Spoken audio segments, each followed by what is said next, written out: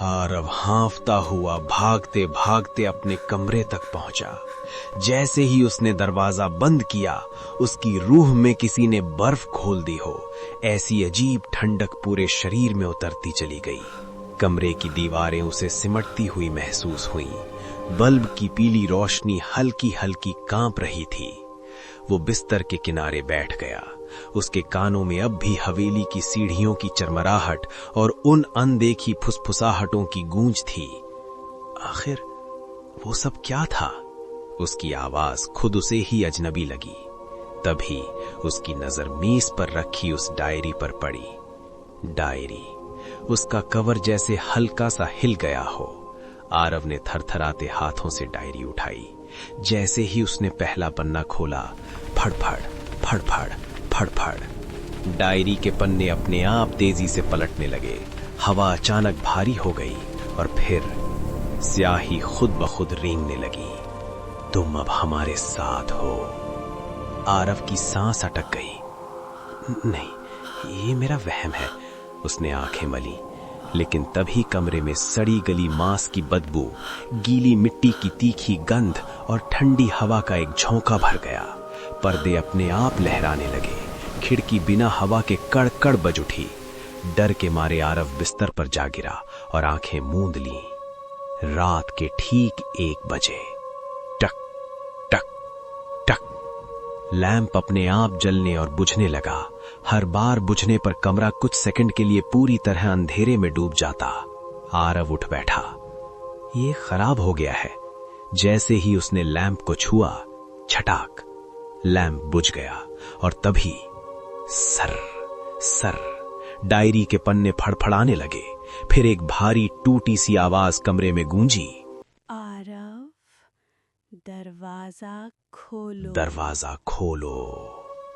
उसका दिल इतनी जोर से धड़कने लगा कि उसे लगा फट जाएगा। डरते डरते उसने दरवाजा खोला। बाहर पूर्ण सन्नाटा।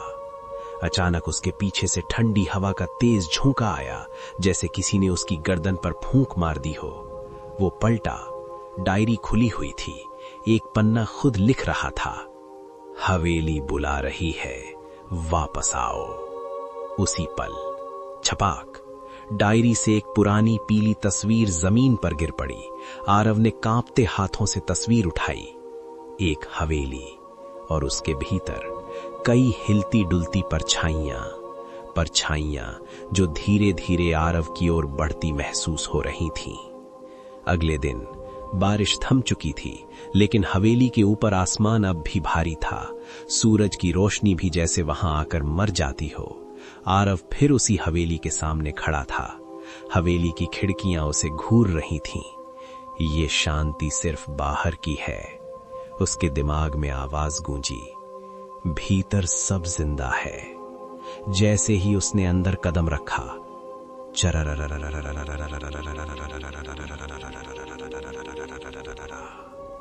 दरवाजा अपने आप बंद हो गया। सीढ़ियों की ओर से लाल रोशनी धड़क रही थी, जैसे कोई दिल जमीन के नीचे धड़क रहा हो। हर कदम पर उसे ऐसा लगा जैसे फर्श के नीचे कुछ रेंग रहा हो। वो कमरे तक पहुंचा। बीच में जमीन पर बना था लाल खून सा चमकता एक चिन्ह, गोल घेरा, अनजानी आकृतियां और उससे निकलती दहकती रोशनी। दीवारों पर काले धब्बे, जैसे किसी ने नाखूनों से दीवार नोच दी हो। तभी धड़ाम, दरवाजा जोर से बंद हुआ। पीछे से धीमी फुसफुसाहट, इतनी जल्दी क्यों आए हो आरव? वो पलटा। कोने में खड़ी थी एक आकृति, न पूरी इंसान न पूरी परछाई। लाल आंखें, चेहरा धुएं में घुला हुआ। तुम कौन हो? आरव की आवाज कांप रही थी। वो आकृति आगे बढ़ी। हर कदम पर जमीन ठंडी होती गई। जिसे तुम ढूंढ रहे हो वही।